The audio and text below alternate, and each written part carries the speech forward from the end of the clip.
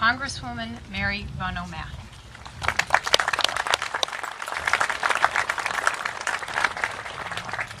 Good noon time, everybody. It is a real pleasure to be here with all of you, and I just want to start my remarks by, first of all, thanking you for your indulgence in the hot sun, and to preface my remarks, as we saw Suzanne, who is the architect, I would change that to sculptor, of this monument, as she got choked up talking about her grandfather. I promise you I will be choked up throughout my remarks, because I was asked to speak about my father's service in World War II. So I have to tell you that this speech was incredibly easy for me to write, but it is incredibly hard for me to deliver to you.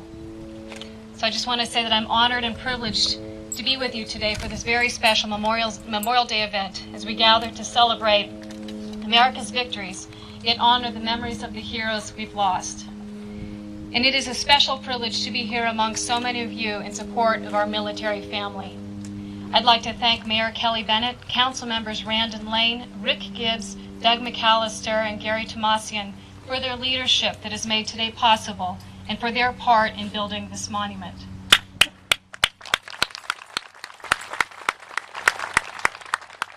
the daughter of a World War II veteran, Dr. Clay Westerfield Whitaker, I wholeheartedly thank everyone who contributed to the World War II memorial being unveiled today.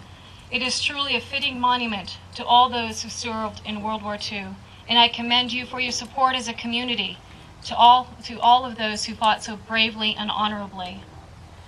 I tell you this, that I'm always going to look at this monument and think that a small piece of it is for my father alone. I want to especially recognize our World War II veterans here today, but also all veterans and active duty men and women who are here, as well as their families.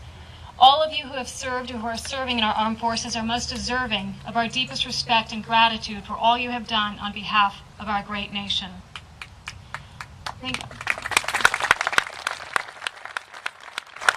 Today is the day that we pause to remember those heroes who paid the ultimate sacrifice in service to our country. Without their bravery and selflessness, we would not be here today, and our nation would not continue to be the beacon of hope and liberty to those throughout the world who yearn to be free. It was instilled in me at a very young age to cherish the incredible freedoms and liberties that we enjoy in America, because of the vision of those who came before us and our military members who fought so hard to protect those freedoms for future generations. Today has a deeply personal resonance for me. I recently began tracing my family history, and I found that I have relatives who fought in the Revolutionary War. They were deeply engaged in the fight for democracy and the freedom from tyranny. One of my ancestors even owned the home where George Washington planned the Battle of Monmouth. Are there any other daughters of the American Revolution out here today? I'm a one-woman army.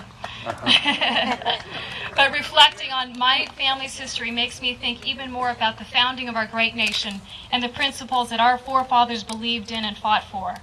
That the Bill of Rights was intended by the framers of our Constitution as an absolute limitation on the power of government, not on the rights of individuals.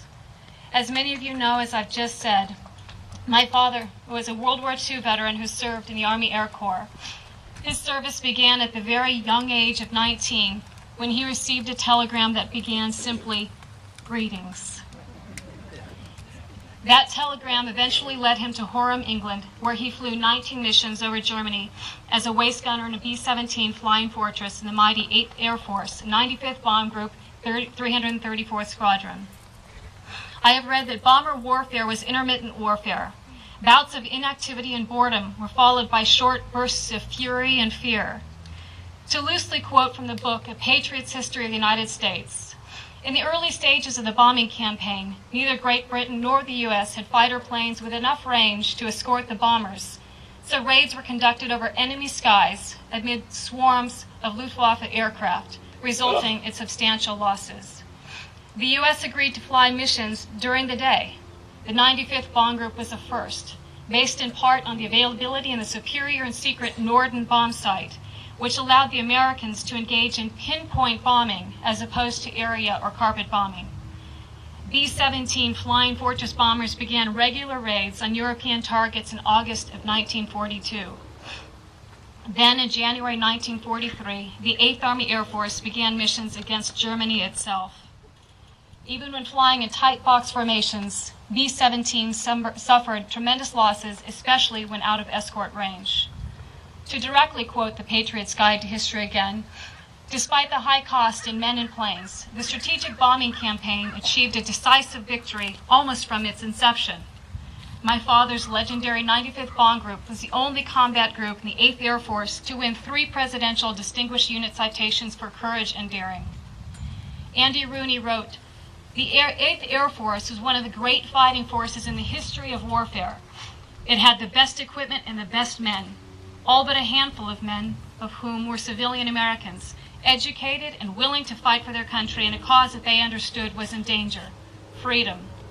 It is what made World War II special." Now, my dad always had a reverent affinity for any B-17, and would throughout his life travel to anywhere he could just to simply see and touch any B-17. The name of his B-17 was the Go-Getter, nothing racy and sexy like a lot of them had. He was in the Go-Getter.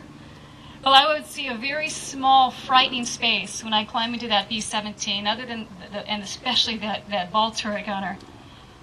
But my dad would get quiet and stare at this wonder, in wonder at this plane, as if it were a dear, dear old friend with whom he had had an everlasting bond. But then he would turn to me and chuckle and say that the designer of the B-17 must have worked less on Bernoulli's principle and more on the principles of Murphy's Law, which states that if anything can possibly go wrong, it will.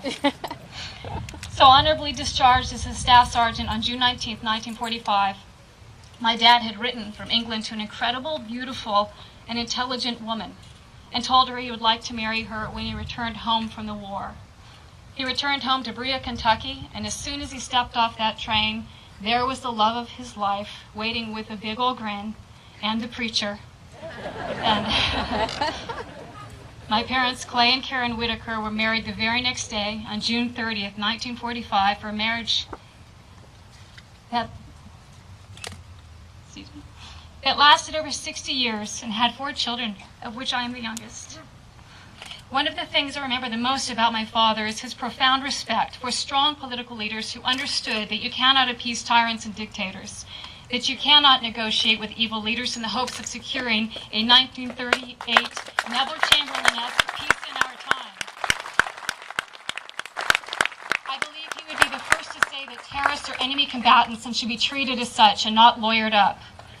I believe that Edmund Burke once said, "All that it takes for evil to triumph is for good men to do nothing." To answer Reverend Rafado's comments, and with all great respect, peace through strength is what will ensure no more wars in the future.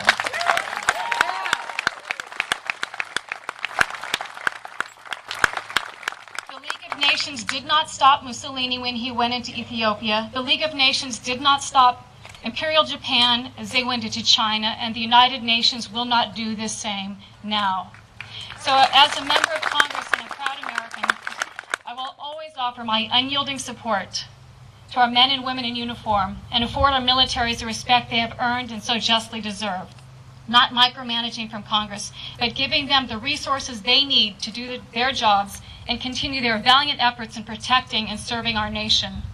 I learned from my father to respect and admire our military, and that our country should honor its commitments to our veterans.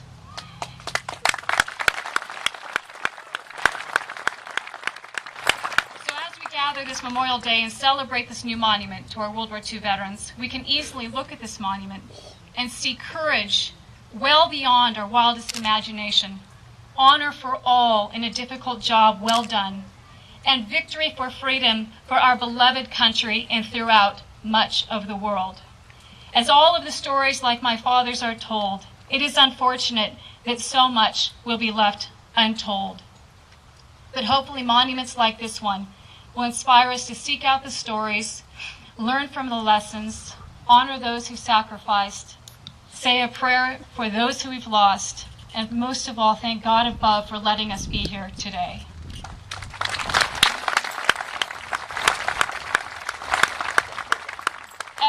Churchill said so perfectly, never in the field of human conflict was so much owed by so many to so few. Again, I am deeply honored to be here with all of you today. Thank you for having me and for listening to me. God bless you, and may God continue to bless the United States of America. Thank you.